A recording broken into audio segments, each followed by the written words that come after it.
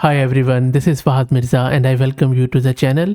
I'm very excited to share with you this new model called as UIGEN T1.1 Coin 14 billion. In this video, we are going to install it locally and then we are going to use it to generate reasoning based user interfaces. So this is a 14 billion parameter transformer model that has been fine-tuned on top of Coin 2.5 Coder 14 billion instruct, and the use case for this model is that it enables you to produce robust HTML and cascading style sheet based user interface components. Currently, it is limited to basic applications such as landing pages, dashboards, sign-up forms, and so on and so forth. It doesn't really work well with the complicated and complex user interfaces, but I believe it's a real good start, especially when it comes to open source models and especially the fine-tuned ones. One of the things which really intrigued me about this model that this was only trained for 4 hours with supervised fine tuning on a 1490 card. That's it. And then the creator has produced this gem of a model on top of Qwen, and Qwen, as you already know from Alibaba, is one of the best open source models out there, and we have already covered the original Qwen model a lot on the channel. So this model generates HTML and CSS layouts by reasoning through design principles. While it has a strong chain of thought reasoning process, it is currently limited to text-based UI elements and simpler front-end applications. As I already mentioned, the examples around sign-up forms and landing pages. But if you want to do some very JavaScript heavy functionalities, it won't be able to do at the moment. Another cool thing, this is Apache 2 license, so quite permissive. So really hats off to the creator for making it Apache 2.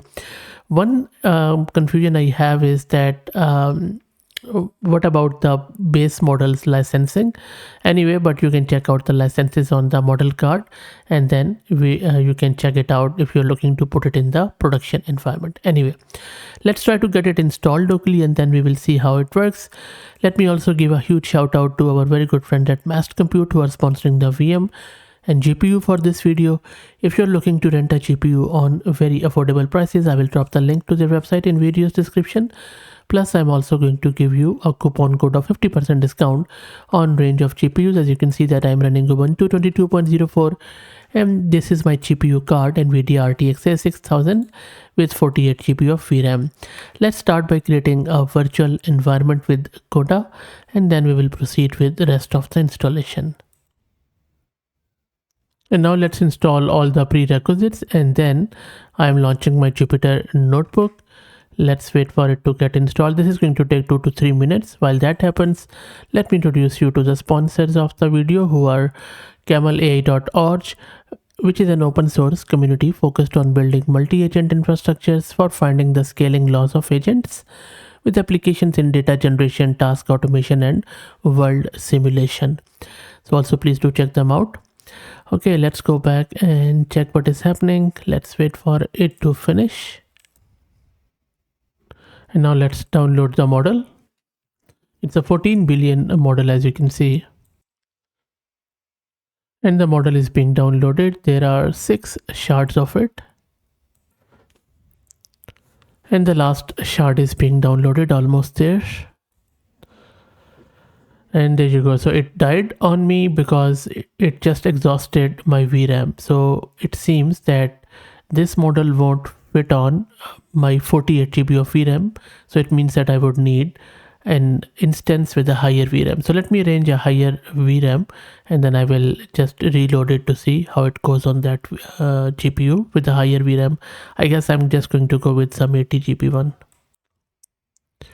Okay, so I have now arranged another VM with 80 GB of VRAM GPU. Let me quickly show you.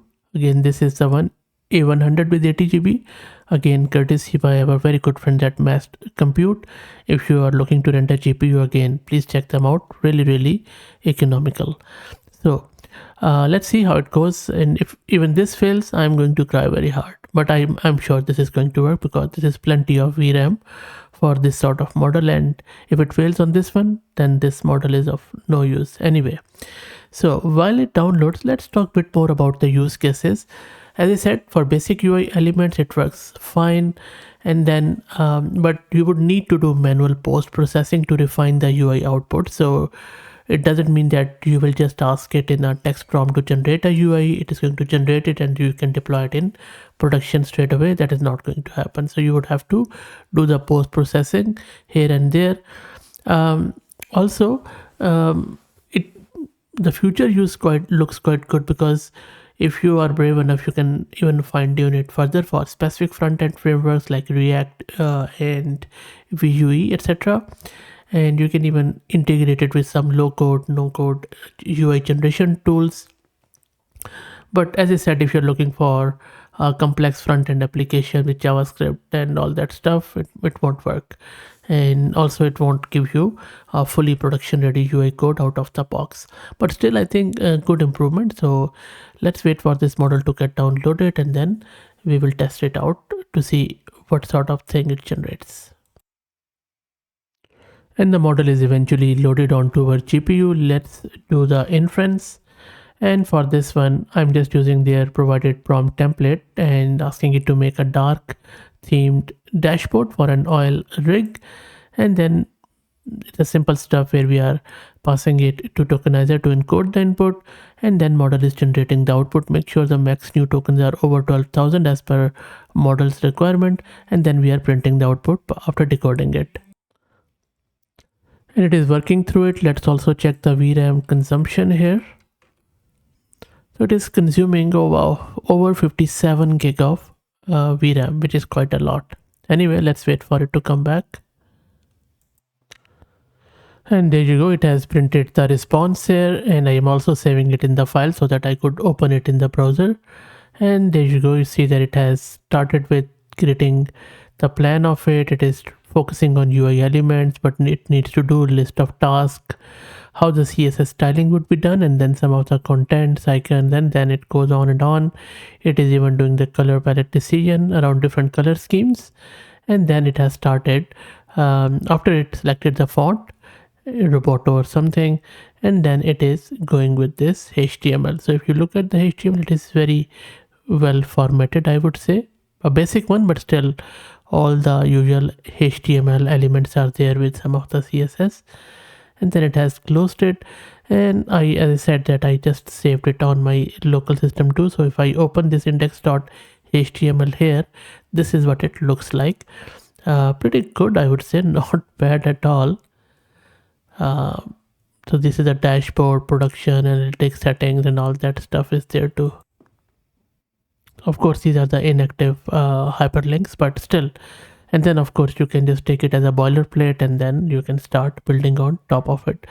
So I would say not a pretty good effort. Of course, early days, so a lot of room for improvement. And if you're looking to such as fine tune it on your own or any other framework, feel free to do so. And if you create a model, let me know. I'll be happy to review it. If you like the content, please consider subscribing to the channel. If you're already subscribed, please share it among your network, as it helps a lot. Thank you for watching.